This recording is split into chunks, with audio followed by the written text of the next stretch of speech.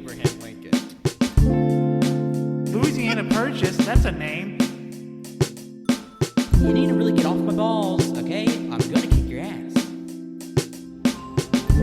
Also, why was Michelangelo so stinky? Ew.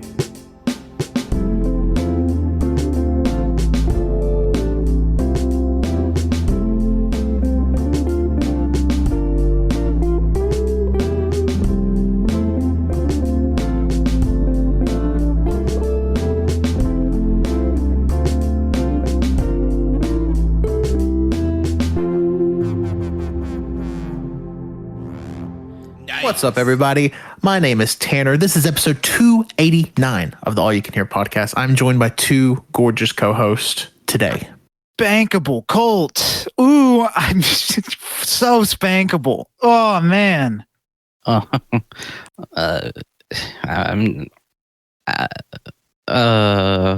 Sorry. I'm really flustered. Tanner called me gorgeous. I'm Wenzel. Wenzel coming in hot. This is probably a little weird. This is probably the first episode of AYCH I've introed in 3.5 years. No, this is actually like a vaulted episode. This episode was recorded May 1st, 2015. Wow. So it's older. It predates the podcast. 2 years before the first episode. Y'all remember Hear That Come That Boy? That's so funny. What?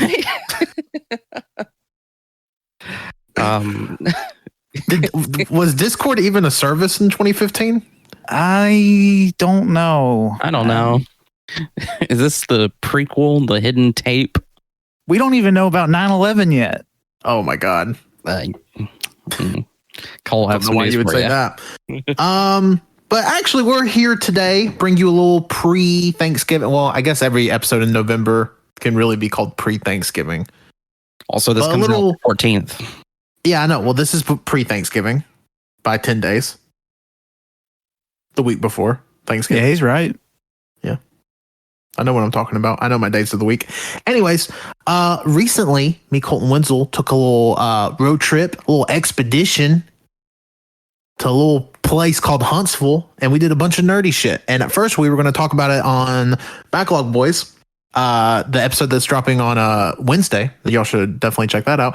But then we were like, wow, we actually did way too much stuff. That would take up a lot of Backlog Boys. Yeah, we were busy bees. Yeah, so we hijacked the main feed, and now we're here. So this week, you're actually going to get double helpings of us. You can hear us today on Monday, and then you'll be able to turn around and hear us talk about all video game things that's happened in the last month on Wednesday. So, Yep. yeah, Now, y'all you are may some be lucky thinking, dogs. How do we get approval from this? Well, we did. what a lot of people don't know is I still have a stake in the company that is All You Can Hear. Tanner, we need to talk about this as later. its co-founder, Tanner, we need to talk about this later. We have As it's- steaks. as We its need- co-founder, We need to talk about this later. I want medium. We need to talk about this as later. its co-founder. Stop. Colt, you eat your steaks medium over medium No, rare? It's medium rare. I was Oh, doing it okay. for the bit. I mean, I eat mine medium. Wow. That's how I like it. Ew. Well, you didn't eat any steak medium this weekend. Yeah, I did. We had any? Did we have steak? Oh, we had, I- we had some yeah. great meats that were Korean barbecue. So I guess too, this is we kind of went just to we went just to hang out. There wasn't really a specific purpose of the trip. Like it wasn't a food trip. It wasn't necessarily like let's go buy a bunch of nerdy shit.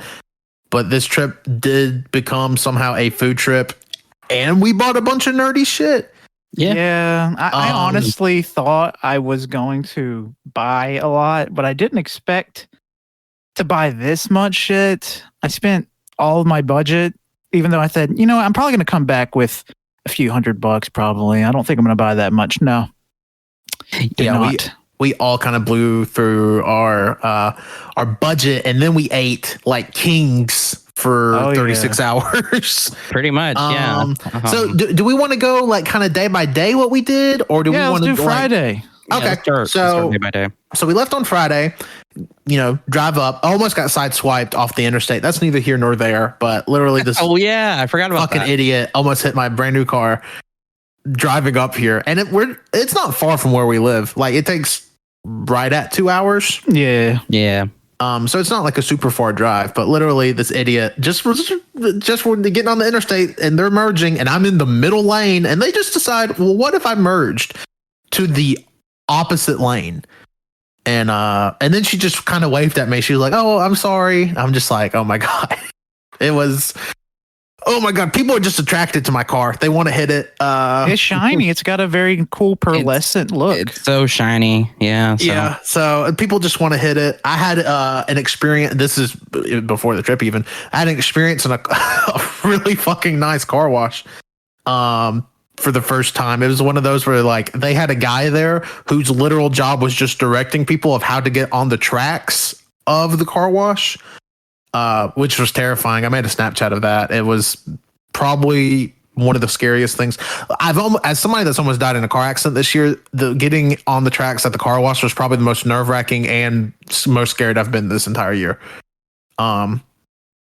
So, you know, I mean, I get it. I feel so anxious every time I go. Oh, it's so bad. I think I compared it to when you go to like an express oil change place and get your oil changed. And they're like, all right, hazards on, hazards off, left blinker, right blinker, brake, unbrake, crank your car, uncrank your car. It was like that, except a guy just going like over, stop, back up. And they're just like sending you mixed signals. It's like, all right, forward, stop, forward. Yeah, stop, and it was like...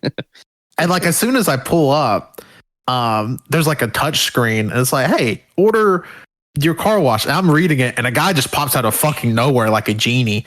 He's like, oh, can I help you with something? I'm like, oh, I've never been here. I'm just reading the options. And he goes, oh, okay. And just like kind of stands there until I'm done making my order. And then he asked me, he's like, oh, do you want a receipt? I'm like, no, I don't need one. And then I press on the machine, no, I don't need a receipt, because I thought he was going to do it because he asked me. But he did not, so I pretty much had to answer the same question twice. But yeah, it was a car wash. I'm sure this is a very normal experience for everybody. It's such an epic. You have to realize the car I had prior to this was a 2002 Ford Escape. Was not wasting fucking $15 to take it through a car wash. Just was not rocking with it like that. But yeah, so that was my car wash experience. That was it. That's pretty much all I have to say about the trip. That was probably my highlight. I'm so glad we talked about the car wash that we weren't even there for. Yeah, we were. Well, I just wanted to bring it up because it was funny. Cannon, I sent the Snapchat to Cannon, and Cannon sent me like 4 fucking videos in a row. I was like, "How have you never been here?" Just yelling at me. That is about what he it. would do. Yeah, it was really funny because Cannon sent one video, was like, yeah, we used to have those in Tuscaloosa. I'm like, where the fuck do you think I am? What? Wait, whoa. He's yelling at you for he just said we used to have those in Tuscaloosa. We still have those. We outlawed them, okay? Yeah, we don't that's what I'm saying. There's several here. In fact, the specific gas station or car wash I went to is building a second location. Yeah, I was about to say they're building new ones as we speak. Yeah, so I don't know. I'm like, I don't know, but and then Cannon went on this whole spiel about. He was like, yeah, they have the fancy like purple soap. He's like, well, it's not really purple soap. It's the lights that make it look purple. I'm like, okay, I'm not fucking stupid. It's really funny.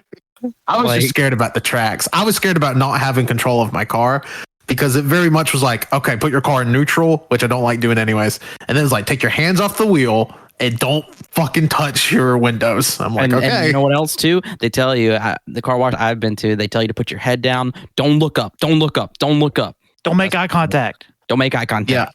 Yeah. I'm really glad I actually, I dropped Bailey off at which is our dog, dropped Bailey off at the, little resort place, whatever that she was boarded at. And I'm really glad I didn't take her through there. I think it honestly would have killed her. I thought you looked a little scared in that TikTok you sent. I was terrified. That's what I'm saying. She was already stressed out enough having to wait in line at Starbucks. But yeah, that car wash, I think it would have taken her out for sure. But let's get into the actual trip. Yeah, the real meat. Well, I guess before we actually got to Huntsville, we went to this really cool store. It's called Collect. Yeah. If you watch pretty much all of the big Pokemon YouTubers have at least mentioned Collect, I think the biggest one that does is Unlisted Leaf, Ando. He which is really how Poke Collect got big, which is kind of funny that we have this store in Alabama that got big because of an Australian YouTuber. But you know, it's how the cards fold. And that's how I found out about it, because I was like, man, I wish, because this is when I first really got back into Pokemon cards. So it was like tail end 2020, very beginning of 2021. And I was like, man, I wish we had a place like that somewhere close to here. I was like, I bet there's one in Atlanta. And I just so happened to Google Poke Collect. I was like, I wonder where this place is. And it's in Madison, Alabama, of all places, which is like an hour 45 from our house. So we went there, and Cole, I really want your impressions, because Wenzel's been in the new building for Poke Collect. They recently moved buildings. I had been in the old building. This was my first time in the new building. But Cole, I want your impressions of just the store. I thought it was pretty cool. I mean, it's full of tables for you can play Pokemon or Yu-Gi-Oh or whatever the fuck you want to play. I really, really enjoy the plushie selection. I didn't get a plushie, but I really enjoyed the variety and how new and recent a lot of them they had were. They had the new starters. Yeah, they already had the Gen 9 starter plushies. They get a lot of product. Earlier, that was me cracking a cold one. Oh yeah, I heard that. Are you actually like, you got a brewski or is it a Dr. Pepper? It's a Pib Zero. Oh, okay. But yeah, they had the Gen 9 starters. They get a bunch of product from Japan specifically. They'll get a lot of like Pokemon Center Japan stuff. They had a bunch of the Halloween exclusive Pikachu plushes. Just as far as plushies go, I really wanted to buy a Fuecoco. I think Colt and I at one point were both eyeing a Fuecoco. Yeah, we're all eyeing Fuecoco. Yeah. I thought about it so hard. If it was the last day of the trip and I had extra money, yeah, I probably would have bought Fuecoco. Yeah, you probably could have convinced me of it if we would have went there on Sunday versus Friday. But yeah, we didn't. If only we knew. You know how what? much money we were going to spend on this trip. Throw Fuecoco in a claw game. I'll win it. Yes. Wenzel, you're spoiling now. There's also in Poke Collect, they have their selection of cards is really good, and prices are very reasonable and really good. I bought I think a bunch of stuff for a lot. Yeah, I think that's the best part about Poke Collect is that they're usually when you think of like these hobby stores, you think, all right, you don't necessarily, especially I guess for me, before I went into one the first time, I was like, oh my God, it's going to be like 6 or 7 times the price. I can probably just find this for a better price on eBay. But Poke Collect has very, very competitive prices. I mean, sometimes, they sell shit for like retail in there, like really hard to find stuff for just retail. But like Colt got a booster box of Yu-Gi-Oh cards, and they also have more than just Pokemon cards. They have Yu-Gi-Oh, they have Magic, Vanguard, My Hero. They actually had a couple of White Schwartz Digimon cards. The only thing I wish they had, which I understand why they didn't have it because it doesn't have an official English release yet, is the One Piece card game. But yeah. But Cole, what was that box you got? Because I thought you got an insane deal on it. I got a Legendary Duelist Synchro Storm, which normally goes on online anywhere from the 35 to 40, and I paid 35 there, so I feel like that's pretty good. Yeah, I mean, just stuff like that, especially too because I always expect to pay I guess a little bit higher, just in real life versus online, because you have the convenience of just getting it right there. Don't have to worry about it getting ruined, USPS or UPS or FedEx or anything ruining it. But I did make kind of a large purchase at this place that I did not expect to make.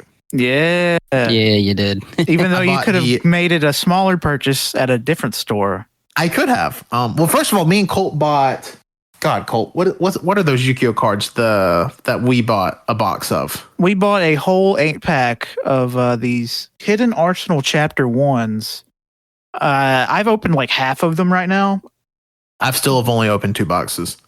Those shits are awesome. I've opened a bunch of like OG, they're not OG cards, but they're reprints of older cards like Dark Magician, some of the Dark Magician fusion cards.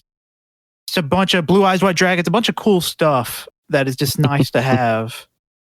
I pulled in my first pack, and for reference, these boxes come with 2 packs, but each pack has 18 cards in it. So and it's like a promo card and a promo card, collectible die. Yeah, so it's like a pretty good. I don't know how much the individual boxes go for, but I think $8. $8 because I think we paid $45 for 8 of them. I think it was 60. It was 60. Was it 60? Oh, yeah, but it was like just a little less than what you would buy if you were to buy each individual one. Yeah. But like my first pack, I pulled a Dark Magician and a Blue Eyes, which was really fun. It was a really nostalgic pack because there was reprints of cards from when I really played. Obviously, Dark Magician and Blue Eyes are like 2 great examples, but it was really exciting to get an actual pack and open in 2022 a Blue Eyes and a Dark Magician, even though they're just reprints, worth like $1 each. But that was really exciting. But my big purchase was I bought the new Charizard. I think they call it the Ultra Premium Collection of for Pokemon. It comes with 3 Charizard promos. Each of them go for like $30 or $40 on their own. And it comes with 16 packs. And I didn't pull shit from the packs, but the promos were really nice to have. And I paid just a little more than retail. I won't say how much, but I paid a little bit more than retail, which wasn't too bad. Because I think online already you can't find it for under $200. Yeah, not bad. Wenzel, not bad at all. That Wenzel. What did you buy at Poke Collect, Wenzel? I bought 3 structure decks. They're the same. Legend of the Crystal Beast. These are brand new. They're only $9.99. And when I saw them, I didn't think much of them because when they were announced, I was like, oh, okay, whatever. But people kept talking about them. They're like, this is like a really, really good structure deck. You should, keep your eyes on it. And then I was like, does it have this fucking card that I've been wanting for a while? I immediately read the card list and fucking bingo. It's right there. And I'm like, shit. Now I have to buy them. I have to buy fucking 3 of them because you get, 1 card and the max for any card is 3. So yeah, I was like, I get 3 of them right here. And also do the cards in general. The Crystal Beasts are just sick. So it's nice to have copies of those. But if you're wondering the card, it's Ash Blossom and Joyous Spring. It's a really, really good card. And I think before this reprinting, it was very, very, very fucking expensive. So this is real nice. Real nice. Yeah, I think you were saying those cards were like multi-$100 cards before this reprint. Yep. It hurt my spirit every time I saw it. Yeah, Yu-Gi-Oh cards have such crazy fluctuations like that. Like, just to jump ahead a little bit, we bought a set, Colt and I did on Saturday, that has none of the cards in it are super valuable, but then randomly in the set, there's a $600 card. Yeah, it's that real meat right there. Yeah, and it's Dark Magician Girl.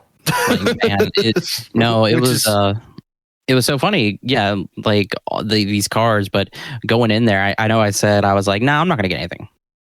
I'm not going to get anything. Yeah, Wenzel immediately, we're going to Poke Collect. I'm like, what's everybody looking for? And Wenzel goes, I'm not going to get anything. I go, what? And then as soon as I get up there and I look at those, I'm like, I just stand. It was so funny because there's people coming through, going by and stuff. I'm just standing there staring at it. Yeah, you were. Because I was just thinking, I was like, yeah, the boxes and stuff, they all seem cool, but honestly, I have to get this, and I did, and I don't regret it.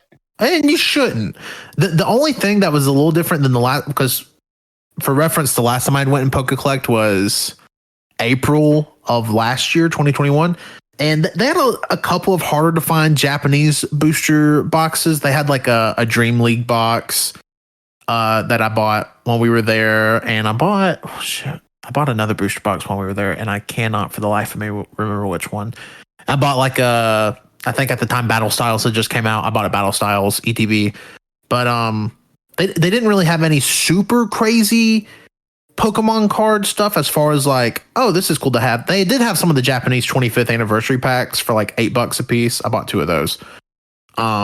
Which is cheaper than you can find them online through eBay. I think most people on eBay are trying to sell them for $12-14 at this point. But yeah, that was Poke Collect. I also got a gold from El Dorado. Oh. That's another Yu-Gi-Oh! Oh yeah, yeah, because I didn't buy that. It was like 4 packs of gold from El Dorado that comes with cards that have gold on them, on the edges, and on the name. Super unique. I just wanted it because I thought the gold edged cards were good. I didn't care about what the fuck was in it.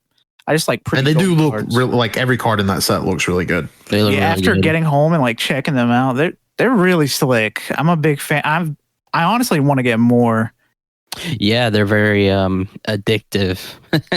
From what I can tell, people love buying those El Dorado because pools can be really cool too. But I mean, they just look like slick cards. Yeah, Yeah, and like they're like it's cool too because like the new Yu-Gi-Oh stuff is not super expensive. Like if you're just the type of person that want like Colt and I that are like collecting and just love the fucking endorphin rush of opening cards, Yeah. Yu-Gi-Oh is the place to be because you can get 24 pack booster boxes for, like Colt said, like $35. I think how many cards are in each of those packs? It's not like it's not a full 9 card pack, is it? Yeah. But still, you're talking 24 packs of 5 cards each. I mean, just think about all that foil you're ripping. I mean, it's beautiful. It feels good. Yeah. I've been hoarding a bunch of my cards for something. Recently, I have Colt and Wenzel yell about it every time they come here. I mean, I have probably 400 unopened packs of cards in my office right now. We don't even want to open them. We just want to watch you open them because that's fun. Yeah, like most of it's Pokemon, but I have some Digimon. I have some old WCW cards, some old Star Wars cards, some Power Rangers cards. I've recently acquired a bunch of baseball cards, but it was nice. All the cards I bought on this trip, besides a couple of these Yu-Gi-Oh boxes, I've opened. So it was really fun to like open a ton of packs. I think in total I opened probably 40 packs on this trip, and that was a lot of fun. Yeah, for sure, because it had been a while since I bought packs and opened them. So yeah, because all of them are in your room. Sitting there. Yeah, they're just all in my office, like ready to be open. And I keep telling myself, I'm like, oh, I want to do something with these. And I just haven't. I have a ton of Fortnite cards. Fortnite. Yeah, I have. Which I'm curious about those Fortnite cards because I know you said that they can be pricey. Of the trick or treat or trick or trade booster bundles from Halloween. My mom saw them. She got me a pack, and then I randomly saw a pack in a Dollar General of all places. So I bought a pack, and I think there's 40 packs of 3 cards. Yeah, there's 43 card packs in each of these. So that's 80 packs right there. I have. So Fucked up. That's demonic, actually. Yeah, I have a lot of cards. Maybe one day I'll figure out something to do with with those. Figure out how I want to, share that with everybody. But yeah, that was Poke Collect. Poke Collect is always a good time. I think if you're just somewhere in the area for some reason, North Alabama, Southern Tennessee, I don't know, East Mississippi. Yeah, I think west of Georgia. Yeah, West Georgia. I think you should make the drive to it because it probably is, especially for a Pokemon fan, probably the best store that you could go to in like the Southeast region. That's not in like a fucking major metropolitan area. It's not. That's in, like, all the way, Atlanta. like you're talking about, like Atlanta or like Florida or something. Like Yeah, right there. yeah. So Like it is in a plenty drivable area. Just some of the roads are a little fucky, but the area itself is very drivable. There's not 10 billion people at every place, so it's really nice. Mm-hmm.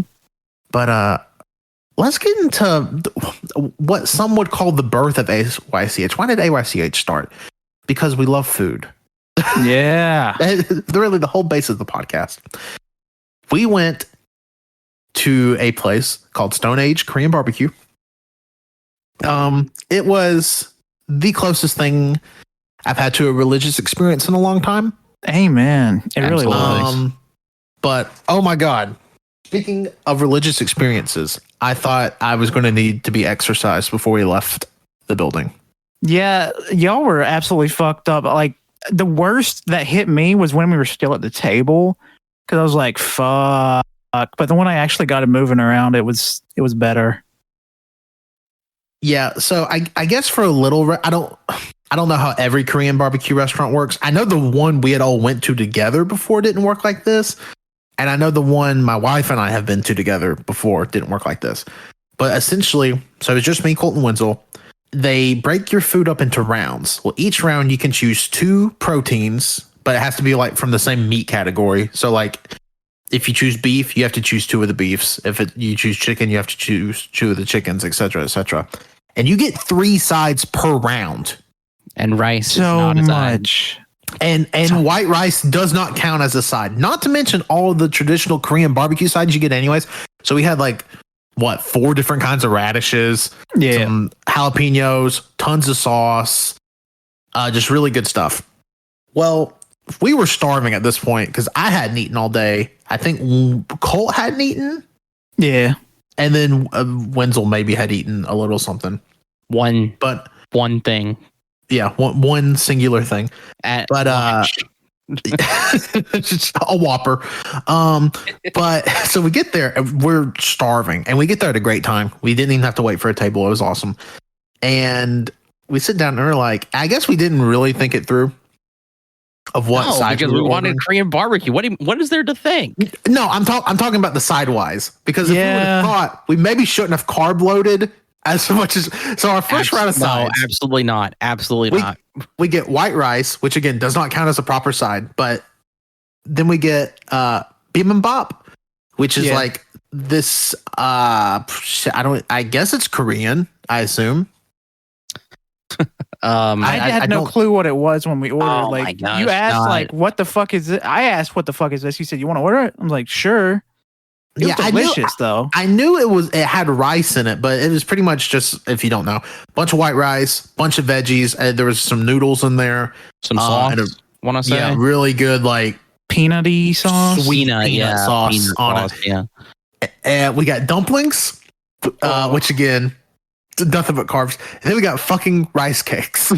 We got those rice cakes, and we got them both fucking rounds. Those rice cakes. Oh my god. Yeah, and then the meats we started with, we went big. We got beef bulgogi and filet mignon. And I seem to remember when we went on the food trip, and keep in mind there was 4 of us on the food trip.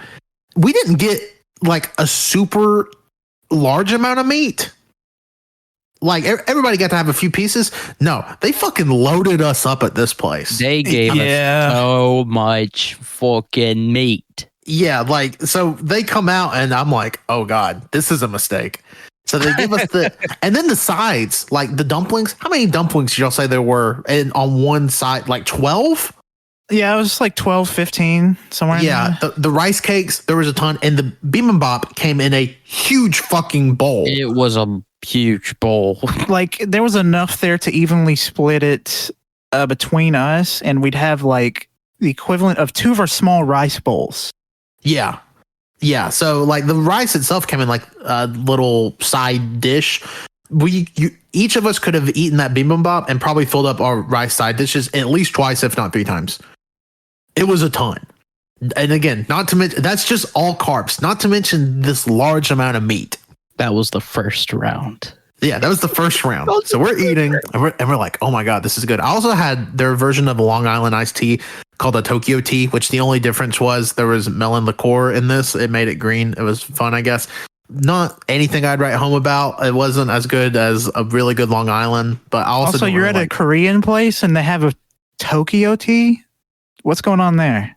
Yeah, who knows? Maybe they were lost. But I also don't like melon liqueur. But if you liked it, you might like it. I don't know. And then we get to the second round. So I'm asking in between the rounds, because we finished the first round. Our waitress comes. We was like, oh, round 2, and everybody's feeling pretty good. And then Wenzel goes, I can eat more. And then Wenzel goes, actually, I think I'm like 50%. Because at this point, we're like, oh, we're definitely doing 3 rounds. I genuinely thought I could do 3 rounds. No, I did too. Easily. I did too. I was harboring the monster. So our second round, we get Hawaiian bulgogi, which is because we were like, oh, let's at least run through the beefs. We get Hawaiian bulgogi, which is just the beef bulgogi, but with pineapple in it. And then we got the beef brisket. Which is a fucking awful idea. It was delicious, but it was delicious. Idea. But holy shit. And then for our sides, we get the rice cakes again. They were so good. We get the dumplings again. And then we get fucking ramen. So just carbs on top of carbs. So by the time we're like deep into round 2, and I can kind of tell that Wenzel is slowing down because Wenzel just has this pile of meat on his plate. Yeah, he's just not eating any of that. He's just not eating any of his meat. And then I know I'm starting to slow down because everything from round 1 hits me at once. And then I get hit with round 2 on top of it.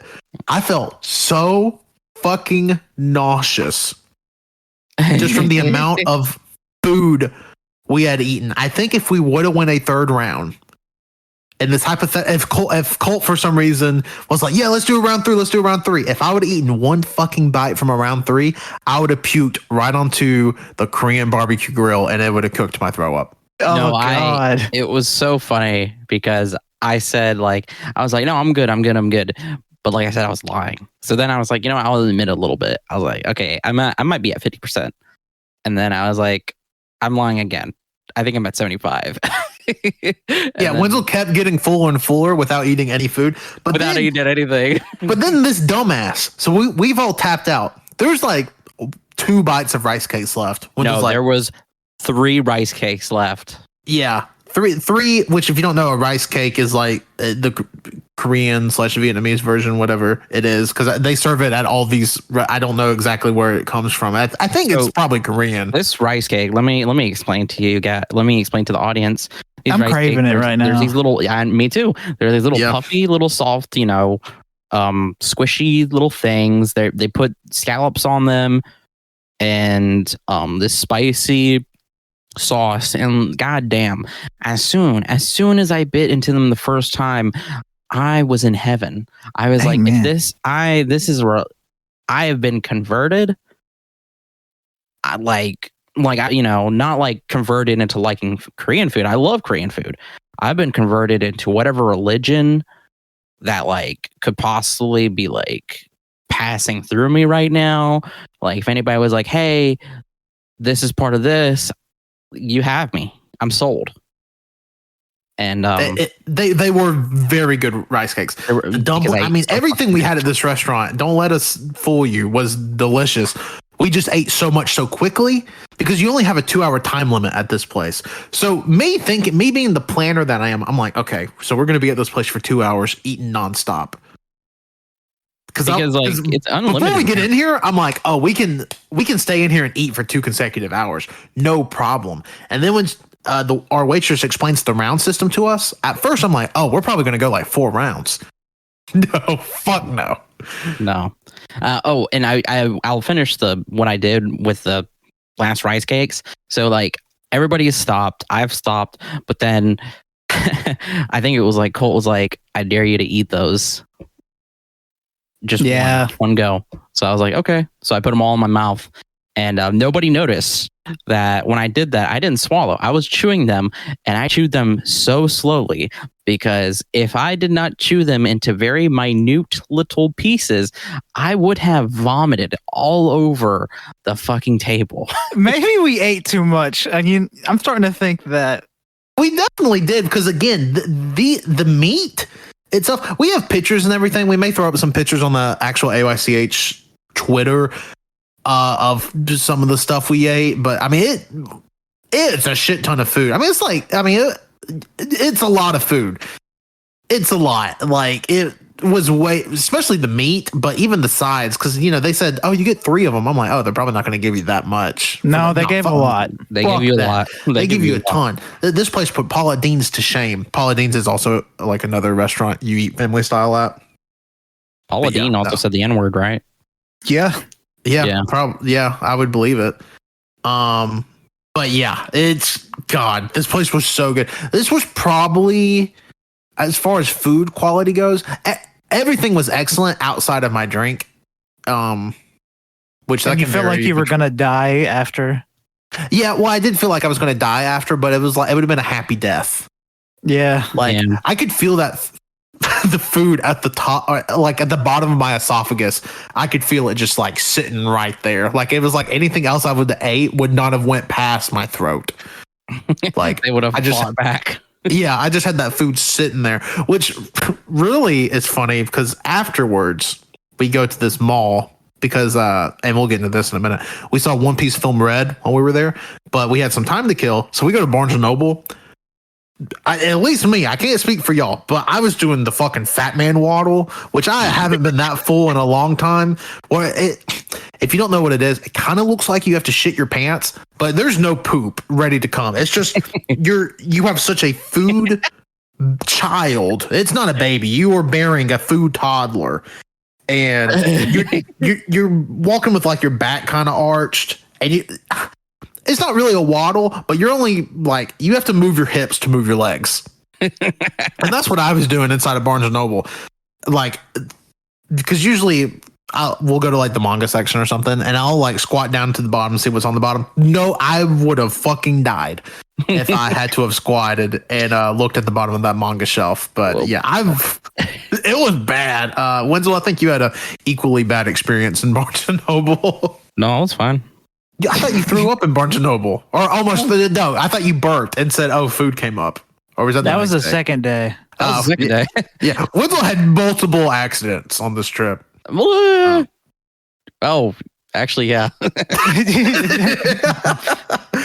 But I had a good time in Barnes and Noble though. Because we went in there and we were looking around, and I know we talked about like, is there anything we're really aiming for? And there was a book I was looking for that like whenever we brought up going to Barnes and Noble, I was like, fuck, it's a shoo-in. It's gonna be there. And I was right. So recently, it was literally last month, the physical release of PTSD Omnibus Volume 1 came out. PTSD Radio. Sorry, I didn't say the full name. And I've been wanting to read it for a while. It came out like early 2010s or around that time. I've been wanting to read it for a while. It's a horror manga. It's super cool. Literally bought it immediately. Read it within like 2 days. Read it at night, halfway through, and then next day or whatever, I read it fully. Fantastic. 5 stars. Go and get it. Go read it. But yeah, that was there. It was great. I think I was the only one that bought stuff there. Yeah, you're the only. Yeah. I was too full to buy anything on Barnes and Noble. I couldn't even. Yeah, everybody was fighting demons. Yeah, I was fighting some demons for sure in Barnes and Noble, and then I was scared I was gonna squat down and like shit my pants. Which I'm not that type of person. I'm not the type of person that will be like, oh, I'm about to shit my pants. Fucking here we were. If there was a place for me to have done it, it would have been here in this Barnes and Noble. But anyway. I also bought a few books because the book selection here is a lot better than the one in our hometown, Tuscaloosa, and specifically like for like translated works, translated fiction and stuff. They just had so many that I had been looking for that I've been like, maybe I'll just buy it off, online or something. But no, they were there, and I was like, you know what? It's vacation. I'm gonna fucking buy them. So I bought them, and God, yeah, it was great seeing these little books there. Let me grab them real quick so I can tell you what they're called because they're behind me and I have to turn. But yeah, the demon fighting I was doing in Barnes and Noble. Cole, I don't know if you can say anything about fighting demons in Barnes and Noble because you did feel the most normal out of all of us. Yeah, I was doing pretty good day one. Future days not so much, but we'll talk to that when we get to that. But I have him here. So I bought one book, Cold Enough for Snow, by Jessica Au. I think that's how you pronounce her name. It's a little short novella. It's one I've been wanting to read for a little bit, but yeah, I'm very excited to have it. Sorry. And then my other book is Wenzel started fucking reading. Yeah, it sounded like you started to read. My other book is We by Yevgeny Zamyatin. It's a Russian translated book as well. Sci-fi. It's really cool. there's a big eyeball in the front cover, and that's what really kind of attracted it to me. And then I read the premise, and I was like, okay, I'm interested in this. So, yeah. You need time to read the first chapter real quick? Yeah, give me a second. I don't know what else to. I usually don't know how to do the. Really say like. You say what you got. I know. I'm just saying, like, you know. You want to read us a review passage? Sure, I can read you a passage. Oh my God, Tanner. I'll read you the first sentence. Oh, that's okay. When we left the hotel, it was raining. A light, fine rain, as can sometimes happen in Tokyo in October. That was cold enough for snow. This book is really I'm really interested in it because it's about a woman traveling around Tokyo with her mother, but like it's very ambiguous about like whether she's actually there with her mother or who she's talking to or who she is. And it's just kind of them talking about like just stuff they see, family, memory, all that kind of stuff. I heard it was very good. And then We is about kind of like a dystopian surveillance state, basically. This book was actually banned in the Soviet Union for like 60 years, or suppressed, sorry. And it's now considered like a very relevant and prolific sci-fi work, Russian sci-fi work. So yeah, that's sorry. Kind of give you an idea what those are about, and rather just kind of throwing those at you. Yeah, that's what I got from Barnes and Noble. Also, too, they had a cool Lego section that we saw. Yeah, their Lego section was stag. The Lego section was cool, but I don't know if other people have this experience. Barnes and Noble now keeps all the cool Legos behind the desk. Yeah, the adult Legos. Yeah, like all cool designs. Like they had the question mark block, the Mario question mark block. They had, I think they had the NES set. They had a globe that looked really cool. They had a shit ton of Pokemon cards. Oh yeah. Nothing super crazy, but they had a ton of Pokemon cards. But and then we moseyed on over to probably the nicest theater in the state. It was a Cinemark, and we watched One Piece Film Red. Yeah, that theater was really nice. It felt like the whole vibe of this trip, really. It felt like I'm not fancy enough to be here.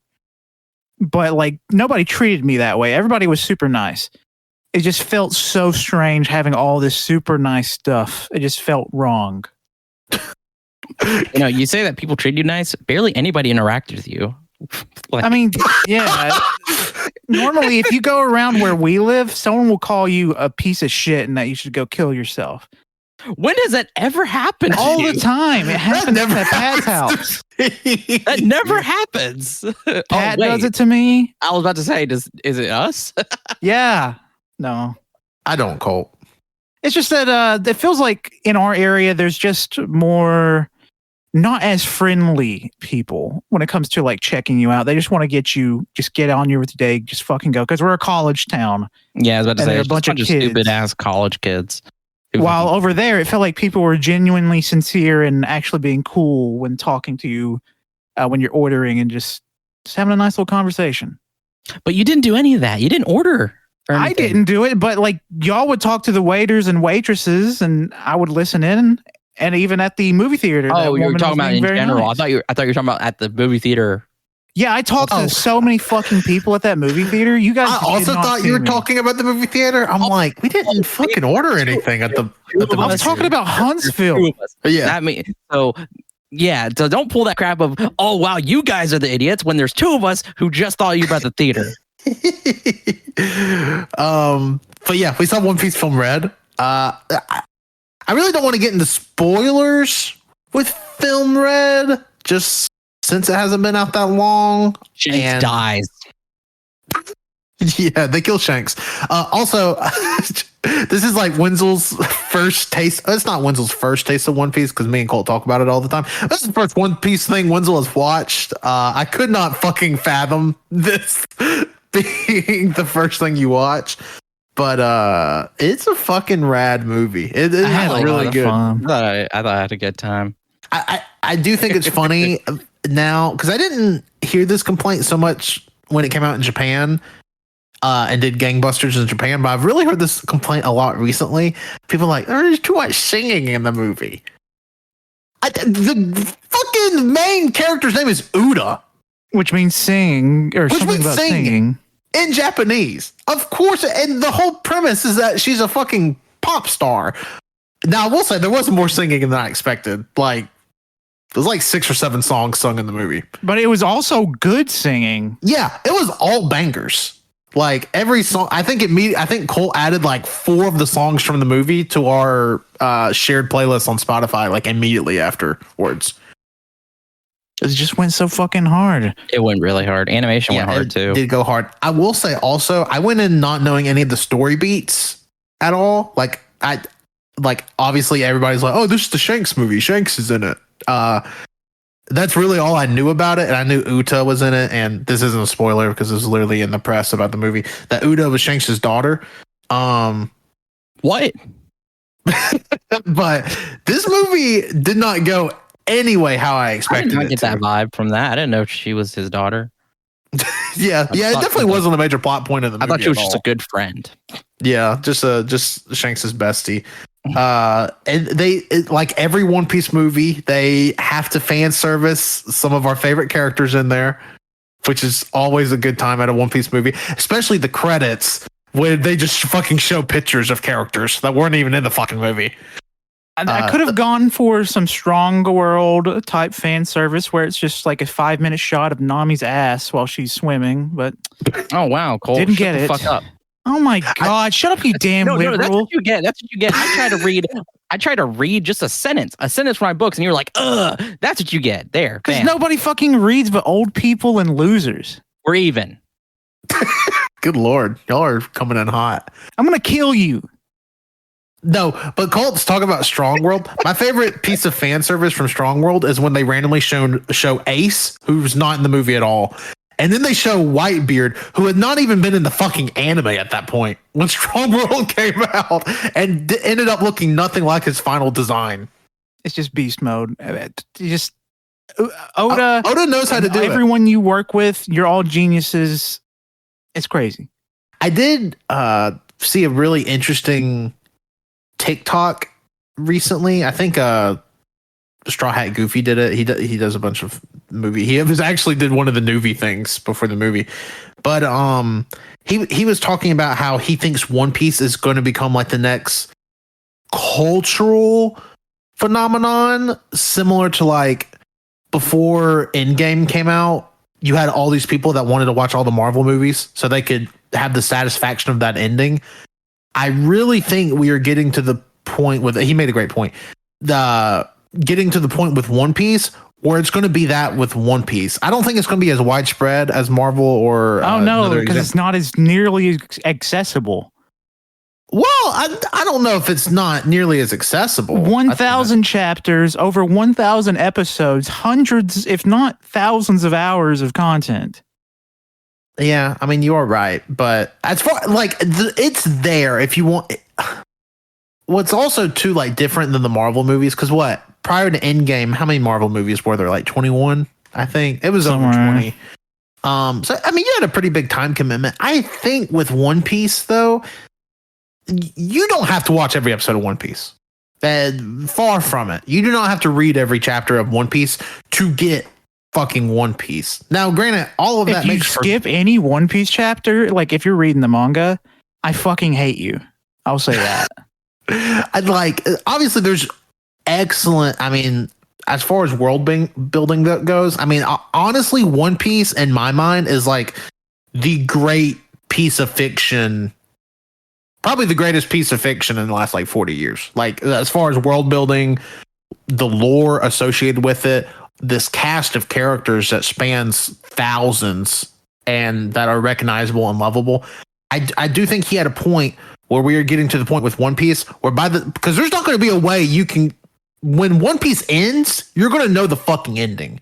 Yeah, I can't imagine anyone that's not a part of the One Piece fandom as soon as that comes out, just really enjoying it on the same level as you, me, or any of our early adoptees are, because you're just going to know what the big thing that everyone's been wondering about for 25 years. It feels wrong. It feels sad. Like, yeah, exactly. And we're probably still a couple years out from One Piece ending. Like, I don't think it's wrapping up, anytime in the near-ish future. I think we're still a couple years off. I think One Piece will probably still be ongoing for its 30th anniversary.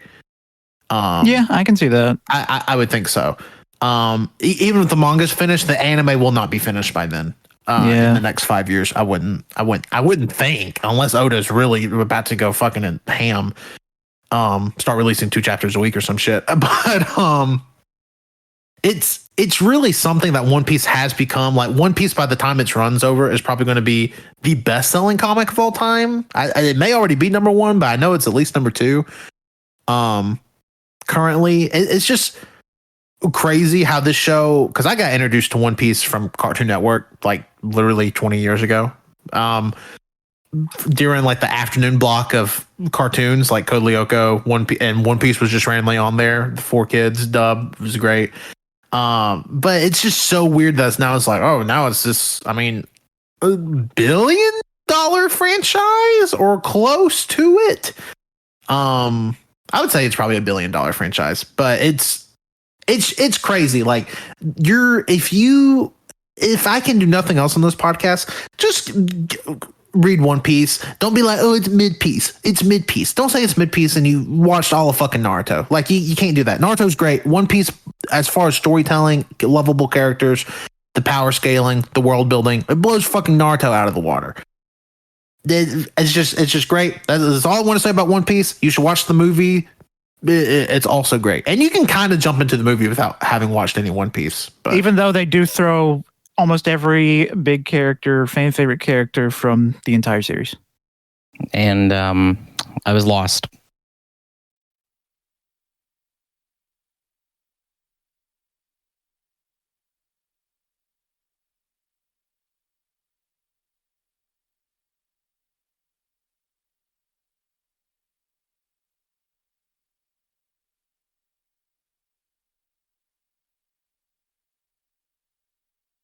Watch One Piece. It's fucking what great. The fuck? Oh, okay. Was man. everybody just quiet? Yeah. Was anyone talking just then? I said, watch One Piece. Holy shit! That was like a minute of silence. What the fuck? Jesus Christ! I didn't know if my shit fucked up or we were just doing a bit. Wait, you had like a minute of silence? Yeah. Yeah. Oh, I definitely didn't have that. Fuck.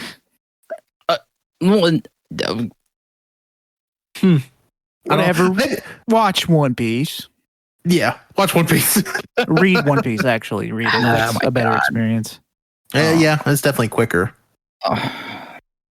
But yeah, that was Friday. I didn't expect to go almost an hour on Friday. But yeah, anybody want to intro our Saturday? Yeah, Saturday. I woke up in a new Bugatti. It was a very nice hotel we stayed in. We didn't really talk about that yet. It's a very nice place. We were on the 8th floor, room something.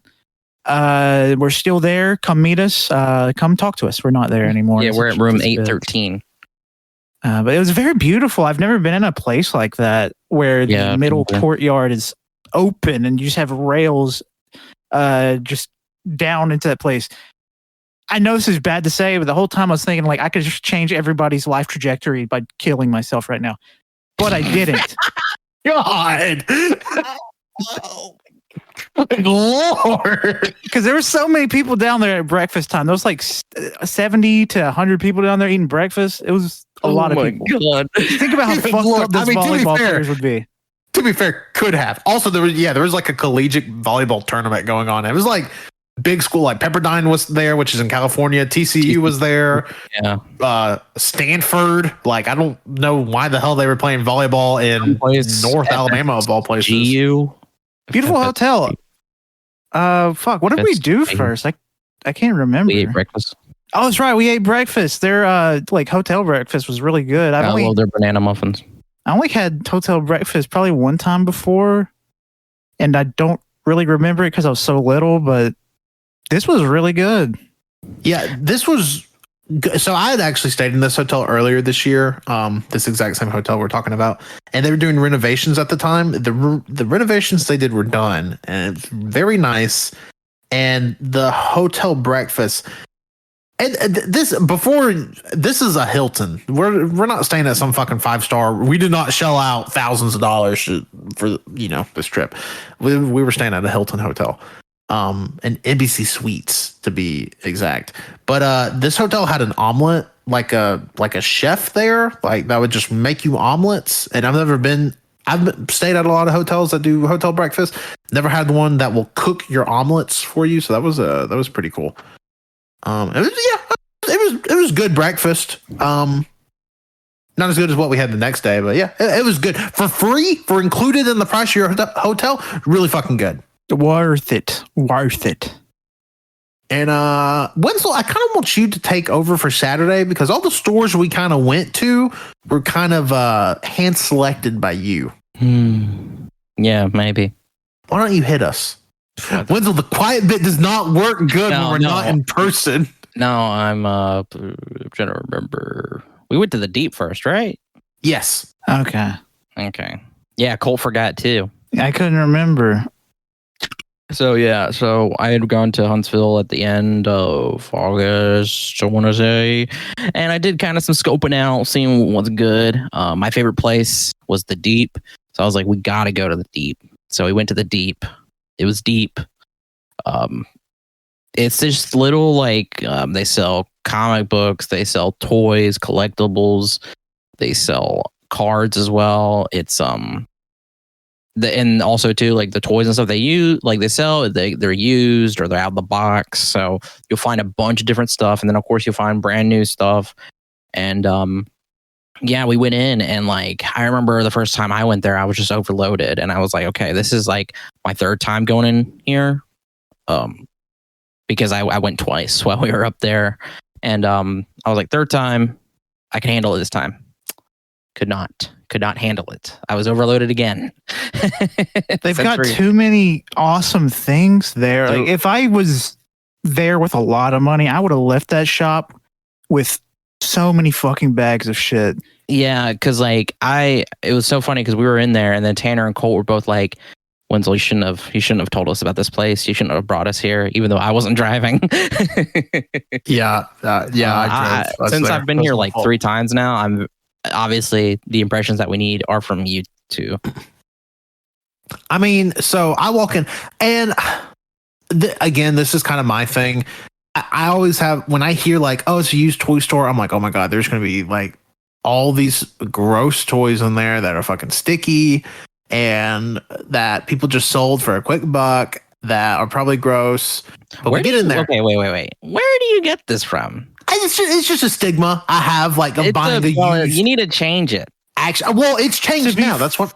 To be fair, the American thrift store we have in our area, that's how the toys are. I was about to say, like, if it's just, but also like, not I wouldn't say that's a toy store. It's a thrift store. But like everybody's like general impressions of thrift stores, used stores, or whatever is like, for us anyway, it's the American thrift store, and the American thrift store fucking sucks. Yeah. Like, holy shit. But anyway. And so I was like, okay, like I'm excited. Wenzel said they had cards, which was what I was excited about going there for. But we get in there, and I've recently started to dabble in some action figure-esque things that have like some statues, things like that. So we go in there, I'm like, oh, and because it doesn't look that big on the outside because the way the building is situated and how you go in, it's massive. You're in a warehouse. Yeah. We didn't even go to the second floor. No, the second floor, from my understanding, is where like they do all their card tournaments / people play Warhammer or other miniature. It's only gaming and stuff. Yeah, it's so unless you want to watch. What? Unless you wanted to watch, you could go up there, but that's not what we were there for. Yeah, that wasn't what we were there for. I'm not a gamer cuck. I would love I would love to learn Warhammer. I realize that'd be a huge time investment. I'd probably waste so much money. I would love to learn Warhammer because it has just like all this fucking lore behind it. I love things with good lore. Like that's kind of my thing. I like knowing all of these stories for all these things. But anyways, and we get in there, and yes, there are used stuff in there. The used stuff is in pristine condition from everything nice. We can see. And then the new stuff they have is just like, I mean, huge amounts of like new, still in box, completely sealed product. So I was immediately blew away. I was like, oh my God, because it was really okay. What can I buy and not be mad at myself for spending too much money in here? Was kind of my thing. So I'm like, they had stuff I didn't even know existed. They had the samurai or the Ronin from the first episode of Star Wars Visions. They had a whole statue of him. Looked cool as shit. They had a ton of Gundam. They had some Evangelion things, some One Piece figures. The two figures I bought in there, I bought a Mr. Brody Lee AEW figure. That's part of I think they call it part of the Topps collection. It comes with a pack of top cards in it. It comes with 3 cards. I haven't opened it. I haven't taken him out of the box yet, but so I have no idea what those cards are. And then I also bought a Homelander figure from the boys that also looks cool as shit. Beautiful figure. Yeah, and like, I mean, is it the acronym? Is it NECA, or do you actually? I just say NECA. Okay, so NECA. Whatever. But and I never bought a figure like that, but it's really nice because you can just open it and it has the figure there and it has a really nice little art on the side. But I mean, it's a really well made figure. It's like $30. I mean, which is so fucking worth it for the amount of detail on that thing. They nailed his likeness, like really good. I mean, it's a great. They also had a Starlight. I didn't even look at Starlight, but the Homelander one was. I was like, yeah, I have to have this. Those are my 2 big figure purchases in there. Colt, what all did you buy in there? I bought I only got 2 things. The first thing I got was a Homelander. No, I did not. They're kind of the same. Yeah, they're similar characters. I got the Omni-Man figure from the show Invincible and / comic, but this is specifically the TV show version of Omni-Man, which is honestly not that different. It's just that I opened him. He is decently sized, very cool, very posable. The details on him are way better than I expected. And I just have him playing baseball right now. He's got 1 glove, and the other hand, he's got the ball in it. Like the scene in the show where they're playing baseball, where they're throwing the ball all around the world. Oh, nice! I didn't. And it was only $25. Yeah, I was really mad when Colt found it. I was like, "Oh, is there another one?" There wasn't. Colt had the last one. Yeah, I was kind of hoping they had an Invincible figure because it'd be so nice to have both of them. But no, they didn't. Yeah, and then the other thing I got was totally last second because I saw Tanner had one in his hands too. Yeah. I don't remember the name of this. Magnificent Mavens, which is again more Yu-Gi-Oh cards. Because I told the guy I get up there and I'm like, they have all their cards like behind the checkout counter, and I'm just looking, and he goes, "Oh, what do you play?" I go, "I don't play anything anymore." I was like, "I collect Pokemon and Yu-Gi-Oh." He's like, "Oh, well, you should get this." Obviously trying to sell me something, but he's like, "Yeah, look." He's super nice. He's like, "Look at all these cards. Like, if you're a collector, like all these cards in this set, like you're pretty much guaranteed to make your money back buying this box, essentially, with the way the pools are." So I was like, "Okay, I'll buy one." Oh, sure. So I bought a box of that. I also bought 6 packs of Pokemon Go because I'm trying to go for a complete set of Pokemon Go. And then I bought 6 packs of fucking oh my god, Lost Origin. And then he gave me a little booster pack for free. And we've already kind of talked about opening cards, so we won't get into too much detail about that. But let me tell you, Lost Origin's pull rates are fucking trash. I do not have any good luck with Lost Origin. I still have a pre-release box of Lost Origin here that has 6 packs in it. And I'm not excited about fucking opening it because I know I'm not going to get a single fucking thing in it because I opened 8 fucking packs of Lost Origin in total on this trip and did not pull jack shit. Yeah, it was really any rough. of them. I pulled ghouls. I pulled good stuff in the Pokemon Go packs. I pulled good stuff in the only 2 packs of the 25th anniversary set I had. I pulled something good in at least every other pack I bought, Yu-Gi-Oh included, besides Lost Origin. And I opened 8 fucking packs of Lost Origin and didn't pull jack shit. Almost 100 cards, and I did not pull shit. So fuck Lost Origin. If you're hunting for that alt art Garantina, good luck, because the pull rate fucking sucks. I wouldn't be shocked if it was like 1 out of every 2,000 packs. But holy shit, the pull rate on it is garbage. Tanner was crying. Yeah, I was mad. I was like, because usually I have pretty decent luck with Pokemon cards, all things considered. I mean, like my stack of like my most valuable Pokemon cards, hundreds, if not thousands of dollars. And there's like 30 cards in the pile. Lost Origin was shit to me. It was not friendly. It was not nice. Yeah, and Tanner's face was red, and there was tears coming out of his eyes, and he was like, he was punching the shit out of the desk. It was really weird. Wenzel and I tried to like calm him down, but he just like, there was no calming me down, brother. Yeah, he was huffing and puffing. And then he started punching the floor. The manager had to call people to go up there and see what was going on. Yeah, I got tased because they thought I was Tanner. Yeah. It was a whole mess. I hid in the closet and pretended to scare people. But Tanner locked him in there and he says, "You're not getting out until I pull something good." Which would have been fucking never. They're still in there. Because Lost Origin sucks shit. I'm trying to think what was the best card I pulled out of a random pack. I don't. You pulled cool trainer art, and you also pulled. What was that Pokemon? It was a rainbow rare. Yeah, I pulled a rainbow rare. I don't remember what Pokemon it was. It was that rat Pokemon. Yeah, the fat squirrel rat from last gen. Yeah. Greedent. Yeah. Yeah, sure. It looked cool. Yeah, it was okay. Oh, and I pulled. Wait. What do you mean? Sure? Do you not believe me? Yeah, sure. I don't know. I mean, I don't disagree with you. I just don't know. You could be lying. I don't know. You could have told me it was Pikachu. I would have went with it. You know, it's funny because like Colt would say that, and you would be completely fine with it. But I say it, and then you disagree because what? I'm brown. I'm Filipino. Oh, Jesus my Christ. God! What did we do after the deep? Just skipping over me. What I got.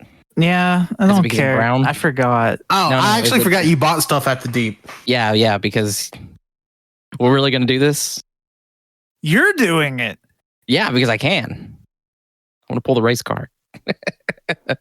Anyway, I got a fun comic that I've been wanting for a while. Haven't picked it up. Called Jesus Freak. It's about Jesus, and he does some freaky or badass stuff. I can't remember if he like fights or something in it, but it always looked cool to me. So I finally got it, and then I also bought Parabones from the hit game Sonic Hedgehog. No, Mario. But it's really cool, by the way. His mouth opens up pretty wide. It's pretty sick, little figure. And then I bought Kit Kat blueberry muffin flavor. It tastes exactly like a blueberry muffin. Yeah, and he even fed it to little pair of bones. Yeah, it made a big mess. Yeah, it was bad. Do y'all really don't remember what we did after this? Oh, we went to Toy Box. We went to Dave & Buster's. We did, yeah. I remember. We went to Dave & Buster's. This is what is one of my favorite things that we did on the trip. Oh my God! So none of us have ever been to Dave & Buster's. Never been to any kind of arcade ever, which is insane. But we actually have one about 45 minutes to us, but the opportunity arose for us to go to Dave & Buster's. And let's just say we should have went to the casinos after this. Oh yeah. I don't know about that. We Wenzel probably not. Wenzel probably not. But we had I had a blast in Dave & Buster's. They like the games they had finally got to play after years of wanting to play. I finally got to play Mario Kart or I think it's called Mario Kart Deluxe GP. It's the arcade version of Mario Kart that has like Pac-Man and Also has Danchan from Taika no Tatsujin in it, which is who I played as. Holy shit. I mean, just that alone would have been worth going to Dave & Buster's. But then, like, all the other cool shit they have in there is just really, really cool. Yeah, there was so many games that I've absolutely enjoyed. I really loved the Mario one, just because it was just fun playing with my boys. That was the first thing we even played in there. It was as soon as I saw it, I knew. As soon as you saw it, as soon as I saw it, as soon as you saw it, I knew we had to play it. Yeah. The first time I got second place, but then the second time I got first place. Yeah, the first time I got first dirty place. cheater. Well, I'm using. I got second place both times. I think. No, I got third place the first time and second place the second time. I was in first until the last fucking turn both times. Yep, and I fucked his shit up because I'm using the mechanics of the game. It's not cheating. Yeah. Nah, Wenzel definitely cheated. Wenzel grabbed my wheel. He jerked the wheel too, and like there was a loud crash. I held a gun up to Tanner's head and said, I said, if you don't crash right now, I'm gonna shoot you. And right as you enter the building, there's a sign that says "No cussies." That doesn't say it like that. It's essentially no cussing.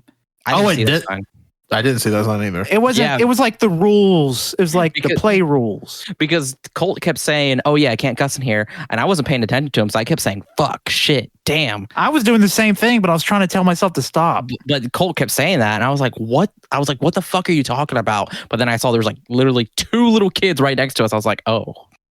That's why. If you've never been to Dave & Buster's, the cool thing about Dave & Buster's is you're not holding a ton of tickets and you don't have to have a ton of quarters. You just buy credits. It's all on a card. Super easy. All your tickets are stored on there. All your credits are stored on there. But the bad thing is you can just reload that card anytime you run out of money. Easy. And it was bad. I ended up reloading my card twice. No, these two went like full in on the like having like a ton of credit, and I was I went once. I only bought one thing of credits. No, I'm saying like you loaded up, like that's what I'm saying. But for me, I was like, nah, I'm just gonna get like $15 worth. That's like $75. I'll be fine. I was wrong. I reloaded that bitch like 3 times. Spent like $55. Yeah, which is more than I spent. And you came out with less points than I had. What can I say? I'm a pro. You didn't do the bundle deals. What can I say? I'm a pro. But I did beat Wenzel at Connect 4. Yeah, Tanner did cheat at that though. No, Wenzel just didn't pay attention. I got him diagonal. Don't let him fool you. Also, I won a fucking claw game, which I've probably only done one other time in my life. Yeah, Tanner and I both did. Tanner got a pizza, and I was like, "Oh, that's cool." And then I went to the claw machine, and I got me a pizza too. Wait, you haven't ever won a claw game? I mean, if I had, it literally probably once in my life ever. Bitch, if you ever need somebody to win you a claw game, come to me. I win claw games. It's not that, but this is going to sound crazy. I never win them on the first try. And most claw games, especially at arcades, are $1 or $1.50. That's not where I want to spend my money at an arcade. Yeah, that's true. That's true. Here, because it was on a card, it was like, I think it was 10.9 credits to play. And I was like, it was 6.5. Oh, 6.5 credits to play. And I had fucking 400 credits. So I'm like, I can play like 2 or 3 times. So I go, the claw game super easy. I wish they had a cooler claw game where like you don't get plushies, you get like other, crazier stuff. Because they did have a big one that was out of order. I don't know if you noticed it. Yeah, it had like big plushies, but they also, I think there was a pair of Beats in there. Oh, wow. Yeah, and stuff like that. But it was out of order. Like you have like more electronic or just like cooler stuff. Because I remember I got a Super Mario Brothers watch from a claw game. My Drippy. When'd you get that? Where at? Oh, Japan? No, Steak and Shake. Here? No. I don't think you should know. The one in Chattanooga. Oh, okay. Yeah, it was up there. First try, I got it. I wanted it so bad, and I left a happy boy. My recent favorite claw game is when Riley and I went to the casino in Mississippi. We went to Philadelphia about 2 months ago. There's a claw machine there that just has balls of money in it. It said, "Oh, this one's $200. Oh, this one's $50, but it costs like fucking $15 to play, and it's bullshit. Yeah, don't recommend it, but yeah, and that claw machine gave me bad vibes. But I wanted a slice of pizza from this one. It was a cute little piece of pizza. Not Dave edible. & Buster's. What'd you say? Not edible. Yeah, not edible. It really made me want us to go to Dave & Buster's here. That's closer. We have one, like I said, about 40 minutes from my house. Yeah. Soon, because I got the itch. I got the DVD. Yeah, I really Yeah, I'm with you. Yeah, and I really want to eat there. We didn't eat there because we were like, oh, did we really want to like waste a meal at Dave & Buster's? Like, we have one at home. We can eat at Dave & Buster's at home. But yeah, it was really freaking good. What was everybody's favorite game? Oh, that's hard. Like, there was the axe throwing one, but I also really liked the baseball one. It was so simple. And plus, I got a high score, baby. I was about to say, Colt broke the high score on it. Actually, we have recorded video evidence of Colt beating a high score. Yeah, it was pretty crazy. Everybody, well, I say everybody, me and Tanner were fucking losing our shit. I was. Yeah, we were going feral. Yeah, everybody clapped in the entire building. I'm trying to think what my favorite game was. God, I mean, I didn't play a bad game per se while I was there. I hated that clown game where you have to throw the balls into clowns. I hated that. Oh yeah, that game was bullshit, but that's because it was a bunch of cheaters. I mean, I really liked Mario Kart. That kind of seems like a cheap answer.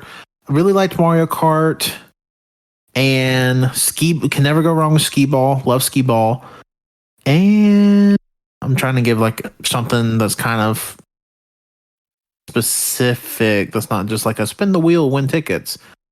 There was a stacking game. Oh, Fruit Ninja was pretty fun, even though it hurt the shit out of my fingertips. Yeah, you had to play it like a cat. Let me mention something here.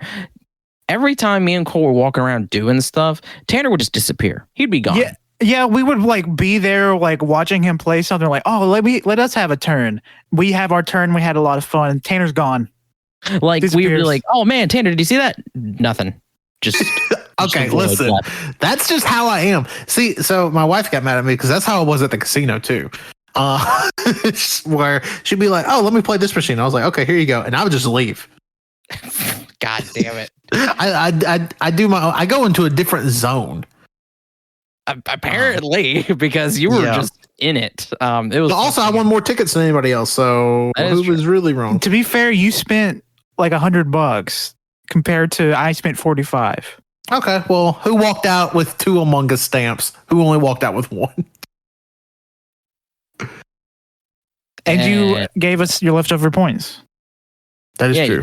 That is true. True. It was very nice. My favorite game was the axe throwing. Me and Colt played it. I got 2 bullseye. It was fucking awesome. That axe throwing was so fucking good. I really hope the Dave & Buster's here has it because that'd be so sick. It was so fun. I need it. I need to play it again. Yeah, it was such a fun experience. It was freaking awesome. And then by the end of it, we me, Colt, and Tanner gave us leftovers points. We pulled them together so that me and Colt could get each an Among Us crewmate stamp, which is mystery box, which is really cool. Yeah, most expensive Among Us crewmate stamps that have ever been sold. But you know, if you're just good enough, you could easily spend the least amount of money and just get so many fucking tickets. And see, here's the thing: is Dave & Buster's, turn off your ears right now. I want us to go back there and just get so many fucking tickets, and we just get all of their Among Us mystery boxes. That's the goal. That sincerely, I think that would be really funny. To go, but they actually had some pretty cool prize. Like, I'm sure there's a guy on TikTok I watch that goes to Dave & Buster's and it's like, oh, they have this really cool thing for 30,000 tickets. Here's how I won it, and he's just like a god at winning tickets at Dave & Buster's. See, we need to do that. We need to become gods. We're gamers. We can do this. Yeah, we're the Backlog Boyz. They had AirPods you could like theoretically buy in there. I don't care. Pokémon plushes, but yeah, we're in there for the Among Us stamps. Among Us. Yeah, I paid $45. Only got 1 Among Us. You can find them for like $7. Yeah, they're $8. Colt still has some points on his card though. Yeah, I got 500 points, which is probably the equivalent to 50 cents. Well, you can't really equate money to tickets. Yeah, that's true. The tickets are. It feels like random as hell on some machines. Yeah, it's super like they had like some pretty nice things in there for not. I had like 3,000 tickets, and they had some pretty decent things in there for not a crazy amount of tickets, especially by arcade standards. God, Colt, don't send that tweet ever again. By arcade standards. But yeah, it was a great time. I'm super glad that we decided to go to Dave & Buster's because that wasn't even on the like itinerary thing that we had. It was just complete circumstance. Yeah, we killed like 2 hours when I didn't even think it'd be there that long. It was so good, man. And then we were going to go to this one restaurant. I don't remember the name of it. Super Chefs. Super Chefs. They don't take walk-ins. No, they do. They literally the people that went in there right before us got the last walk-in table of the day. I was like, but like all over their sign, they're like, oh, we've been on Guys Grocery Games and Beat Bobby Flay and all this. So like they're, I assume, kind of well known throughout that town. So yeah, we couldn't go there, but we found this really cool place called Toy Box Bistro that I am super glad that we went to. Oh yeah. And here's where things got crazy. Yeah, they did. For one of us. Sure. Okay. So we go, and it's Toy Box Bistro is literally like this one guy. It literally like he bought an extra building to keep his like figure collection in. Ton of just like old game, like I mean, just old figure. Like all the tables are decorated. Like the one we set up was based off of some Star Trek card game. There was like Card Against Humanity tables. There was a Magic table, all that stuff. Ton of old figures, GameCubes, and that stuff. And so we get there and we sit down. First of all, we ordered an appetizer. It's called Hairy Balls. Ha ha ha. It was fried hash brown sausage and cheese, and it came with like a horseradish ranch. It was amazing. I highly recommend the Hairy Balls if you're in this area. So those Hairy Balls were so good. They were super good. Wenzel decides, I want to order something to drink. I was like, you should. You're on a vacation. No, order something to drink. And Wenzel orders. Well, Wenzel, you told this part. It was 1911 hard cider watermelon mint. It was just this really big can, and it sounded good. Watermelon mint hard cider. I was like, okay. So it was like, order it, poured in a glass. I get the can too because it still had like a little less than half of the drink left in it, and it was 6.9 ABV.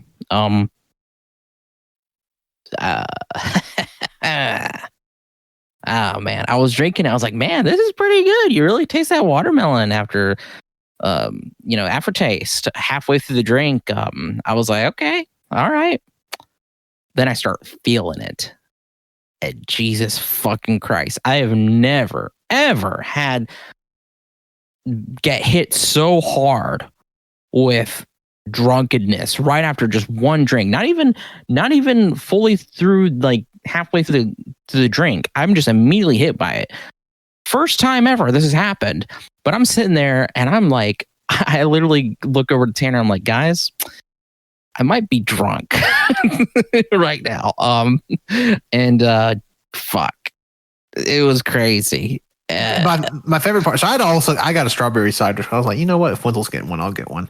And there was a used bookstore right by us that ended up not really having anything that we were interested in. So we were going to kill some time in there. So I was like, okay, I'll have a cider. So I'm drinking mine. I like finished mine, and Wenzel still has like a fourth of his left. He's like, guys, I'm drunk. But my favorite part. So we ordered our food, and Wenzel had a burger with ghost pepper cheese on it. I had a peanut butter sauce. What was it called? The PB and Yay? Yeah, PB and Yay. Yeah. Yep. I had a peanut butter sauce, ghost pepper cheese, and then just regular burger stuff. It was a really interesting combination. Wenzel tried it. Wenzel eats like probably 3 bites of this burger.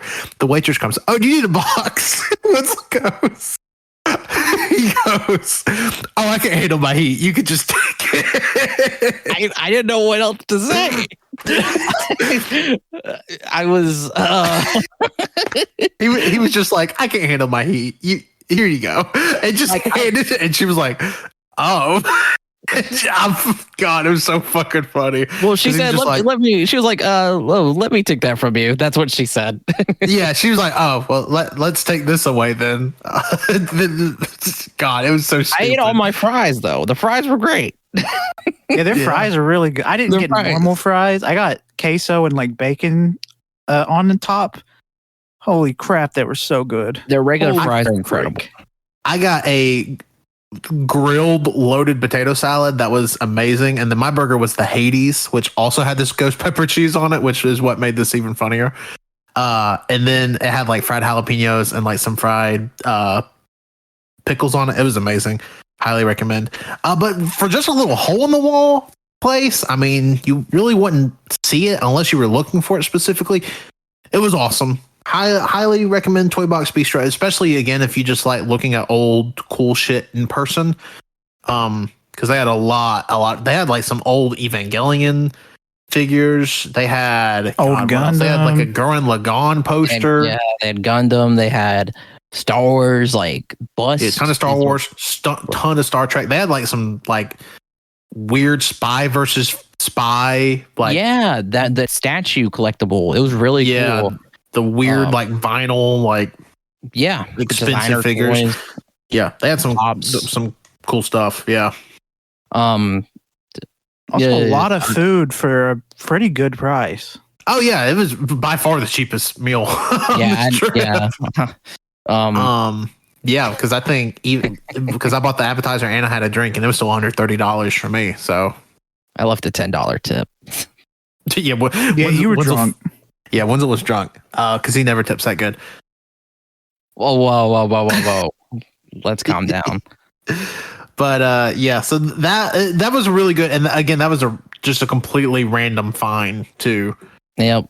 And then- Also, funnily enough, we didn't mention this. The Super Chefs we were going to eat at is right by the Viet Hong place that we ate on the fucking food trip, which I think, correct me if I'm wrong, was all of our first taste of Vietnamese food. Yeah, for me.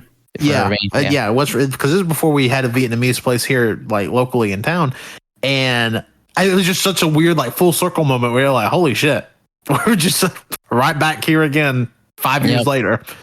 And it That was, all looks different too. It was Yeah, but like that crazy. Super Chef's place definitely was not there the last time, No, but we ate there. but Then we went yeah, to that. Oh, go ahead.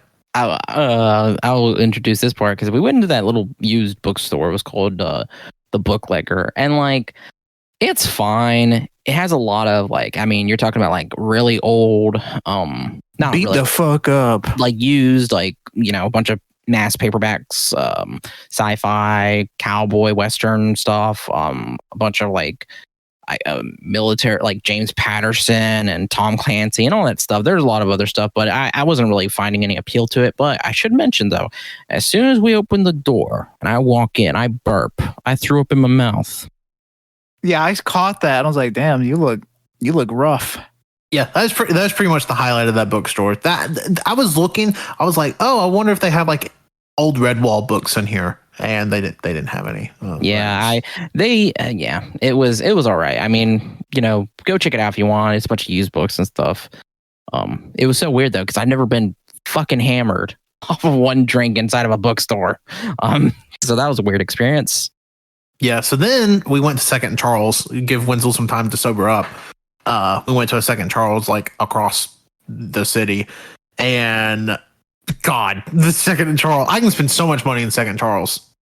For real. Yeah. Like, so for reference, if you're not familiar with like Second and Charles, if you don't have one, I don't know if it's just a Southeast thing. I don't know if they're all over the country. I don't know, but it's a used bookstore, but they also carry new books, new manga and used manga. They carry just used games, but they'll carry like new figures. Yeah. They're owned by Books A Million, so that's where you kind of have the cross there. Yeah, and there's so, and I would say this is bigger than both of the Second and Charles we have locally here. We have one in our hometown, and then we have one about 45 minutes away. And I'd say it's bigger than both, and I'd say the selection in here was they have vinyls randomly. Was pretty insane. I don't even remember what y'all got from Second and Charles though. Remember? Yeah, I should mention this is like one of the places too I looked at, and I took them here specifically just because we all love Second Charles, but because it was so big, I was like, we have to go to it, and yeah, I definitely sobered up in there. Man, I was sweaty by the end of it. I got freaking the graphic novel version of Beowulf. Let me grab it. It's written by Santiago Garcia and I think drawn by David Rubin. And yeah, it's so big, it's so thick. I got it for, I mean, not a bad price, $20, but sorry, that's actually retail. But anyway, yeah, I got a couple or three NYRB Classics books. One of them specifically I bought because I want to read it. It's like I want to read some more African literature, so that's what it is. And also too, it has like a bunch of just messiness on it, stickers and stuff, but I'm fairly confident I can take it off and fix it up a little bit, make it look a little nicer. Can't wait to read it too. And oh gosh, I got 2 freaking Among Us mystery box crewmates. Yep, I also got 2. Yeah, everybody. I mean, that's also a big reason why we were there too, because I really wanted those, and I have credit.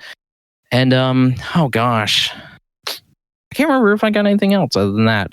Yeah, that's why I got. Good time. I got 3 volumes of Blue Lock, the first 3. Very, very happy with that because I've been seeing the art all over Twitter. I think it looks fantastic, and I want to give it a read. So I bought the first 3. Also, it's very hard to find the first volume right now because the anime just started and it's getting pretty popular, especially in such a stacked season that we're in. Yeah. So I haven't been able to find the first volume anywhere, and the third volume just came out. So I got really lucky. I found all 3, and Colt was like, "Where are they?" I was like, "Right there." They have more. I was like, "Yep." So Colt also bought all 3. Yeah, I also bought 4 Among Us figures because the first time we hung out like a few months ago, they got Among Us figures and I didn't. So I compensated for that. Colt's been very jealous. Yeah, I got me some Among Us figures. I'm very happy with them. Even though I got a double. And I also got an Iron Giant figure, which is really nice. It's an Iron Giant Select figure. It's very large and just all around a very cool little guy. Yeah, it's very detailed. It's very cool. Great purchase. Great purchase. Yeah, that figure did. It was probably my favorite figure you bought. I even liked it more than the Omni-Man. I got a Second Charles. I got 3 volumes of Blue Lock. Then I got 2 Among Us figures, which we also thought were stampers, but they weren't. So the same company makes the stampers and the vinyls, and the only difference is one has a stamp and the other one doesn't. So it's actually 2 sets of 16 crewmates each, but some of them have stamps, some of them don't. It just depends which one you buy. The box looks almost identical, except one is like dusk. The other one, it is afternoon. It's fucking confusing if you're not paying attention. It's so stupid. It's so stupid. Let's see. I got the first 3 volumes of Blue Lock. I bought a Sabo from One Piece little figure to go with my kid one. I'm slowly, now that I've realized it, this is my 3rd One Piece statue figure this year. So I'm probably gonna have to get a shelf just for One Piece stuff. Hell yeah, collect all the worst generation, bro. We'll see. What else did I get from Second Charles? I'll tell you what you got. You got a Transformers mystery box too that you gave to Wenzel. That you gave to Wenzel because somebody broke it, and they are too scared to fix it. So yeah, no, that's actually exactly right. I have it, and literally all you have to do is super glue it. You could easily Wenzel could probably fix it right now in less than 10 seconds. Yeah, I mean probably, but okay. So here's what annoyed me. It was a Transformer mystery box. No idea how old it was, but I pulled Optimus, and it said, "Oh, it speaks." I'm like, "Well, holy shit! Well, let's get it to talk." And I pressed the button and it didn't work. Well, I was like, "Well, I wonder if it has like a pull tab or something." So I go to twist its head, and as I'm twisting its head, like the top of the torso pops off and it reveals the battery. I'm like, well, that's not fucking good. That's not how that's supposed to work. And one of the plastic pegs broke, so it didn't close properly after that. Again, it would be a super easy fix, I'm sure. But the annoying part was the battery didn't work. So I was like, well, fuck that. So I gave it to Wenzel. I was like, Wenzel, you fucking deal with it. I don't care enough about Transformers. I just wanted to open it. I love mystery boxes. So I just wanted to open that one. And that one. Can I get a boo in the chat for Tanner? Boo. But I also bought a Jujutsu Kaisen little mystery thing, which if I would have known it was $10 when I got to the fucking checkout, I wouldn't have bought it. $10 for a figure the size of the tip of your thumb. Yeah, but I got Itadori, so it was really cool, and I'm glad, and it is nice that I have it because I love fucking Jujutsu Kaisen. So it's cool to actually own a piece of something from that series now, and I think Second and Charles. That has to be it. I can't think of any. Yeah, that's it. Yeah. I almost bought 2 vinyls and I ended up putting them up. I was like, eh. You almost bought vinyls that entire weekend. I did. I almost bought Midnights twice. Oh, yeah. You almost bought Midnights at Barnes & Noble. Yeah. Barnes & Noble and at Second Charles, because specifically the blue one, because I think it looks really good. We didn't even talk about it. We kept saying, do it. Yeah. No, I was just like, eh. And then at Second Charles, I almost bought Call Me By Your Name and Igor on vinyl, but I opted out of both of those. Oh, wow. But those are good choices, though. They are. They're great albums. I was just like, eh. Yeah. I mean, vinyl is stupid expensive, too. So, yeah. I'm like, $30. I'm like, when I could spend $30 on something else is my thing. Like that Sabo figure I got was only like $20-something. I'm like, you can't beat that. So yeah, I'm slowly building up my one piece. So right now I have a kid figure that I also got from Second Charles, just the one here. I have the Luffy from the ultimate fan vote that ranked the top 100 One Piece characters in the series. Luffy won, obviously, and so he got number 1. So I have that figure. Now I have a Sabo. So I guess I need an Ace to complete the brothers at the yeah. And then I can start maybe moving on. I really wanted a Blackbeard figure, and I can never find. I actually don't think I saw a Blackbeard figure the whole time we were there. No. Yeah, but that was Second and Charles, and then we tried Crumble. The cookie place sweeping the nation. Yeah. We bought some crumble cookies. It was pretty cool. Yeah, we saved them for later after we had our dinner. Yeah. We stopped at the hotel. So we got the crumble cookies. We stopped at the hotel. We all took dumps. Oh, yeah. It was a nasty smelling dumping time. Colt's was. Yeah, I was releasing the Kraken, brother. Yeah, it was, and then we for reservation at Phuket. Phuket? Fuck it. Phuket. Absolutely delicious. Another place where I feel like I was not rich enough to be in there, but the food wasn't that bad price wise. No, it wasn't. It wasn't badly priced, and it was really fucking good. We all got amazing. The sushi. We all got sushi. I got like a sushi deluxe appetizer thing, and then I also added 2 pieces of scallop and 2 pieces of surf clam.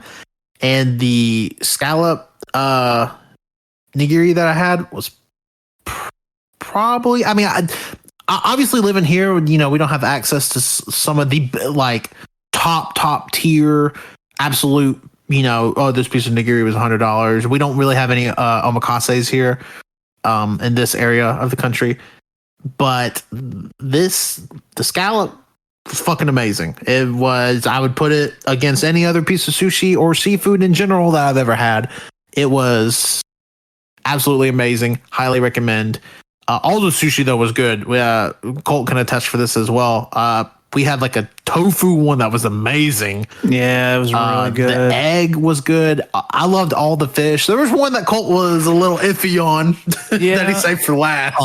I thought I would like it the most. That's why I saved it for last. But I did not. I ordered the same sampler platter that Tanner had. And the one I saved for last was squid, and it was raw squid. So I was like, I'm gonna like this. I like octopus, so I should like this. Which two totally different things. Yeah. Yeah.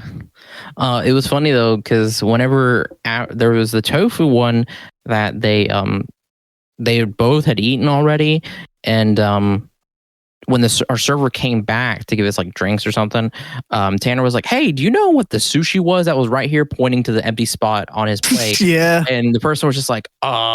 Like, I don't know. I tried to explain it. I was like, because I'm thinking, I'm like, I have no idea what kind of. It was fish. very weird. Nobody knew what it was. Like, and it encompassed the whole bed of rice. So it's like you couldn't see the rice. It was just. It was like it was like a tiny pillowcase on top of rice. Yeah. It really was. I was like, surely this isn't like because my first thought was like, I'm not going to tell Colt, but I thought it was like a stomach lining of something. But yeah, Colt would have freaked out. Yeah, and I didn't want to say that. I knew Colt would immediately just be turned off by the whole experience. But it was really fucking good. Whatever. That's not true. I would have enjoyed it.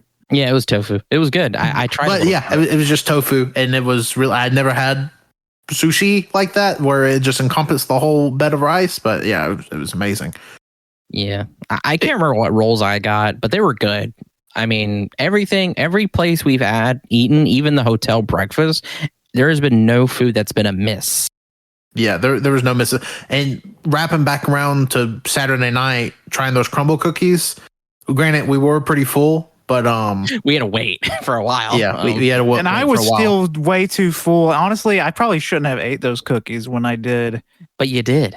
I know, because everybody else was doing it. You're like, you gotta eat the cookies. You gotta eat the cookies. And I was like, please cut it into like eighths for me, please. No. Colt kept crying. He was grabbing our arms, like begging, please, please, please. We said, Colt, it's not that serious. You don't even have to eat any cookies if you don't want to. You did not say that. Yeah, we didn't say that. Well, I did. Well, Wenzel actually kept trying to chicken out of trying the cookies. He was like, I'm recording. I have the camera. That is true. He did say that. I didn't say that. I said somebody has to cut it for me or feed me. No. I have video evidence of you saying I have the camera. Had the baby bird. You were drunk. You were both drunk. You don't remember anything. But I was food drunk apparently because I was like moaning and groaning, just like, oh, it hurt. But I like think the weekly Discord didn't catch that, but still, I was groaning a lot. The weekly menu that we had was there was like a honey cornbread one, which I think ended up being all three of our favorites, shockingly. Yes. There was one clearly based off of Cookie Monster. It was pretty good. We got the original chocolate chip. It was good. We didn't get the one that was kind of like an Almond Joy because Colt's allergic to coconut. So we didn't get that. We didn't want to kill him on this trip. Not yet. This trip. There's a sugar cookie. Yeah, I got the sugar cookie, and then we got a the peanut butter nougat one that I wasn't huge on, but the cornbread and honey one was fucking amazing. Yeah, I really like the sugar cookie too. I'm just not a cakey cookie person or a soft cookie person. I like my cookies to be hard and like a little crispy, a little overcooked. Absolutely not. That's just the way I am. I like it like that. I would like to do a taste test. It'll be something we'll have to go to the boys up top for. A taste test between Crumble and Insomniac, because I can't decide which one I like more, and I feel like I would need to try both. Yeah, like in a sit down, which it would be kind of hard because Insomniac does change their menu weekly, but they always have the chocolate chip, so you can kind of compare them like that. If I had to like give it say a little review about it for the like hype around it and whatnot, Crumble, overhyped and mid, in my opinion. That's because you are just. I'm not a sweets person either. I mean, I do agree. I think it is a little overhyped because it is so similar to Insomniac in a way. And also 6 cookies were like $30, but they are big ass fucking cookies. They're big. They're way too big. I mean, I don't know, that $30 price. I don't know. Like, also I bought a cookie cutter to cut them into fourths. from them too, so it was a little bit more expensive. But I mean, it was good. I'm glad I could finally try it because I didn't even expect to find. Because I was going to order them to be delivered to the hotel that night, but I missed a turn, and I turned into the shopping district where Crumble just so happened to be. I was like, well, shit. Now I have to get at this right now. But yeah, it was really good. And then Sunday, so Sunday's our last day. We didn't do any shopping. We literally left the hotel. We ate at a place called Commerce Kitchen. And God, it's so fucking good. We ate brunch. God, it was so good. Like hindsight being what it is, might have been my favorite restaurant of the whole trip. Like you're talking about like a great restaurant to end on. It was fantastic. A great end. Man. So we get breakfast beignets as a little appetizer, and we get these fried green tomatoes with a remoulade sauce on them and fucking pimento cheese on the side. Holy shit, these fried green tomatoes are so good. The best fried green tomato I've ever had. Yeah, I hate tomatoes raw, and like with fried tomatoes, they're still raw because they don't put them in there for that long. I'm not a raw tomato person. These I absolutely loved. They were so delicious. The sauces they had there and that pimento cheese, it totally made it for me. Icky. Yeah, Wenzel didn't eat it. The fried green tomato, but they were fucking amazing. Wenzel did get a sangria, fancy little boy. Yes, sir. Yeah, it was pretty good. I liked it. I got a pineapple juice mimosa just the way I like it, with 3 drops of actual juice in it. This sangria had like rum and red wine in it. Was not feeling it. Did not get drunk. For some reason, that's hard cider that I drank for some reason did me in, but this didn't. It was yeah, I don't know. And then I got a breakfast burrito that had pork, black beans, a jalapeno slaw, a homemade salsa in it, with the house roasted potatoes and the Parmesan grits. Fucking incredible. I would have eaten the plate if they would have let me. And then Wenzel and I both had the same thing. It was like a their version of a chicken sandwich, like Ma's chicken sandwich with a side of macaroni and cheese. Yeah.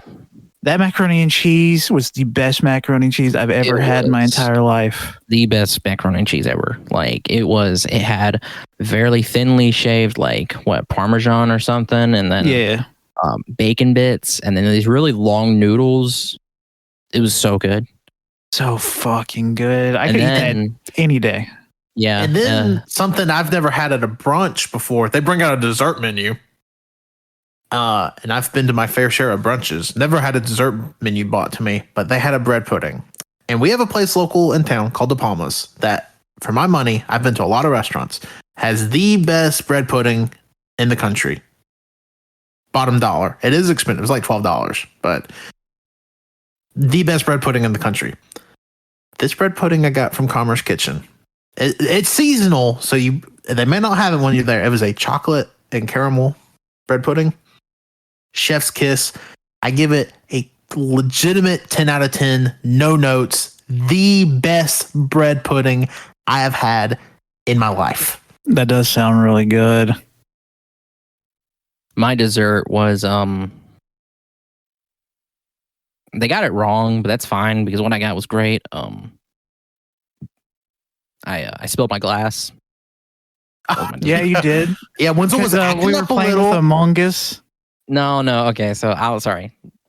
Just doing a little bit, but anyway, the food, what I got, I ordered the Tres Leches cheesecake, and I got creme brulee, and that was my first time ever having creme brulee. It was good. I don't like the burnt stuff on it though. Just sugar. I know, but it's very burnt sugar. I didn't like it. Yeah, it was good. It was good. And then I brought my lucky little orange Among Us ram horns with me, and I put them on the table. And Tanner kept fucking around with me, kept kicking the dessert menu at me.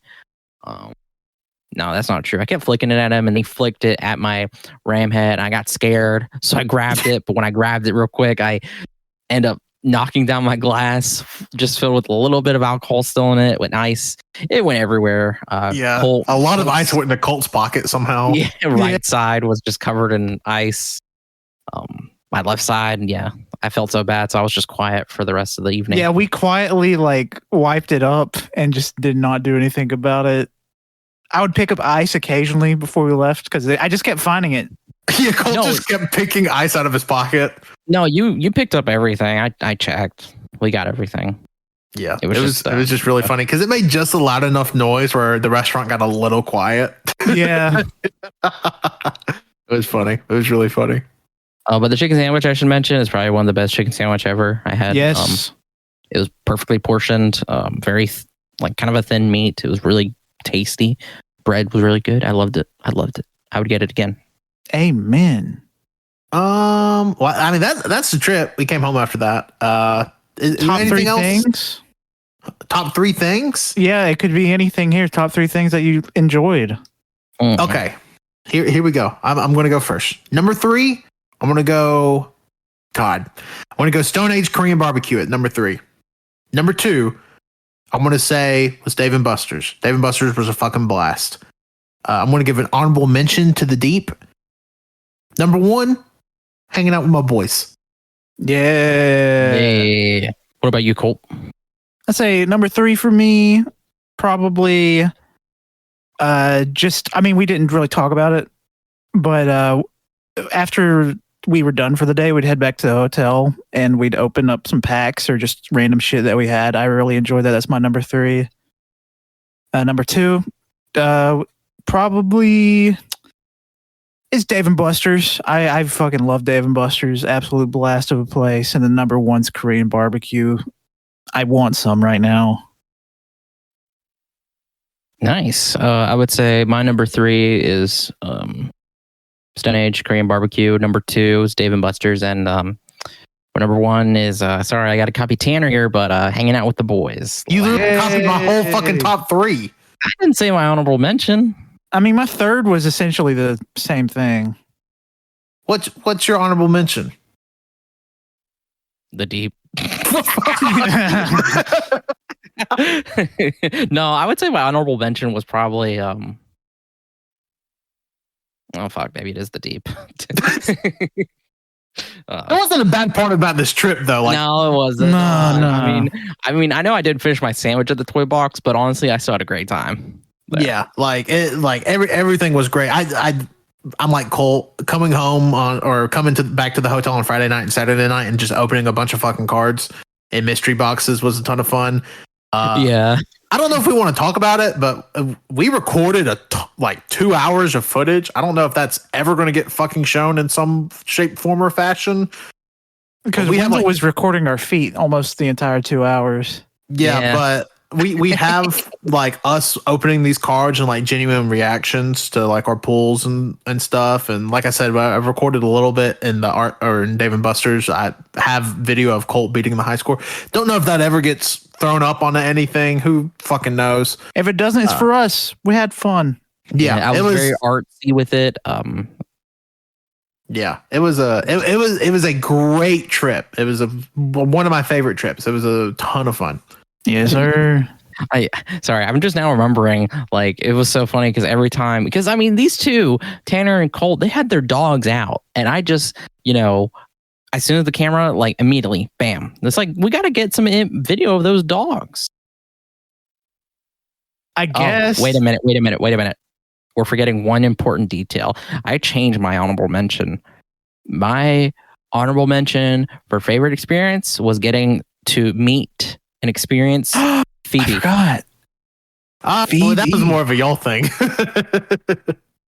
Well, no shit, it was an us thing. We're not talking about you, Tanner. I know. I'm saying y'all have to talk about that. I totally forgot about that. Anyway, we're about to go to we're about to leave the hotel, and I had to go back to the room to get a bag, and I come out, and then me and Colt get some drinks out of the drink machine, and then we take the elevator. But as soon as we take in the elevator, somebody gets on with us. It's this woman and this cute little fucking Pomeranian named Phoebe. And So I was cute. And that dog had the shit too.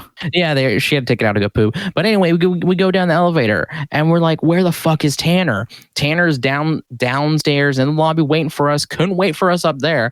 And then I was gonna do a bit at first where I was gonna hide on a different floor. Oh yeah, that's right. You did have that bit idea. Yeah, that would have been funny. But anyway, Tanner missed out on this important special experience. Yeah, and we ran into her like 3 different times. I also ended up meeting Phoebe because immediately it's funny. The elevator opens, this lady and Phoebe walk out, and then Colt and Wenzel just kind of walk out with their mouths open, like. It's really funny.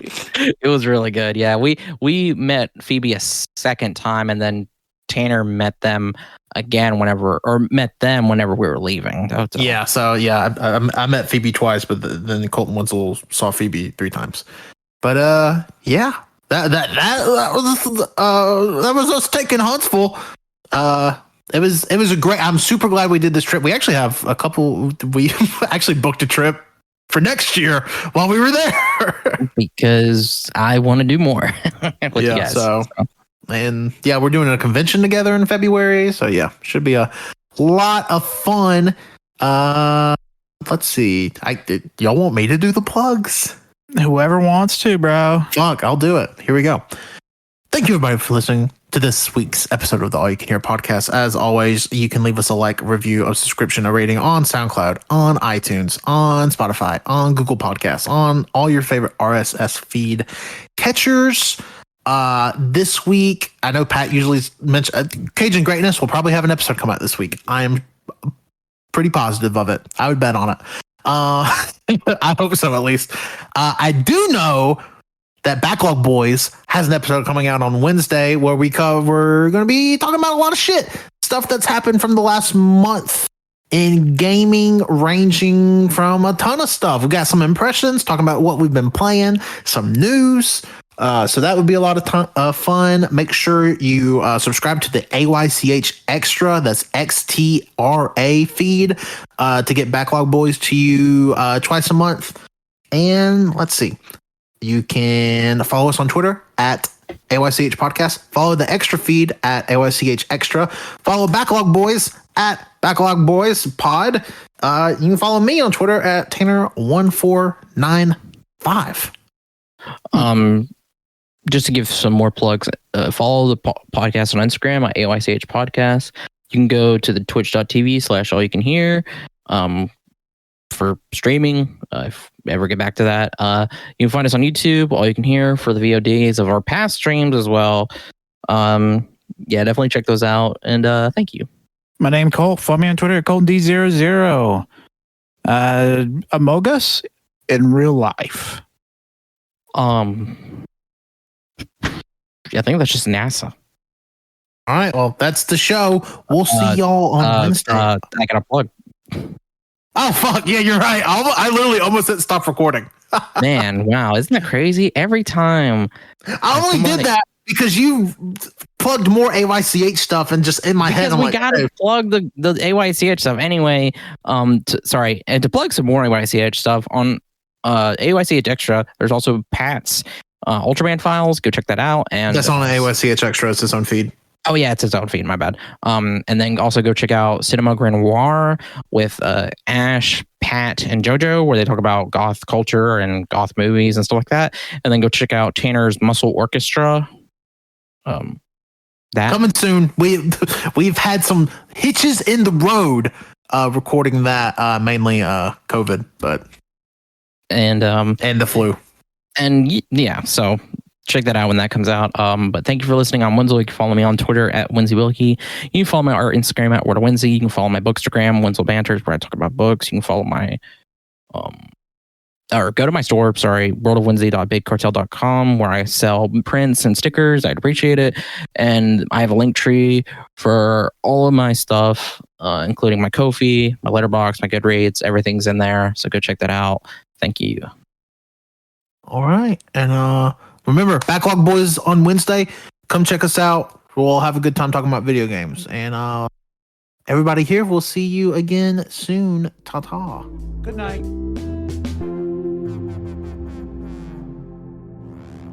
Nice.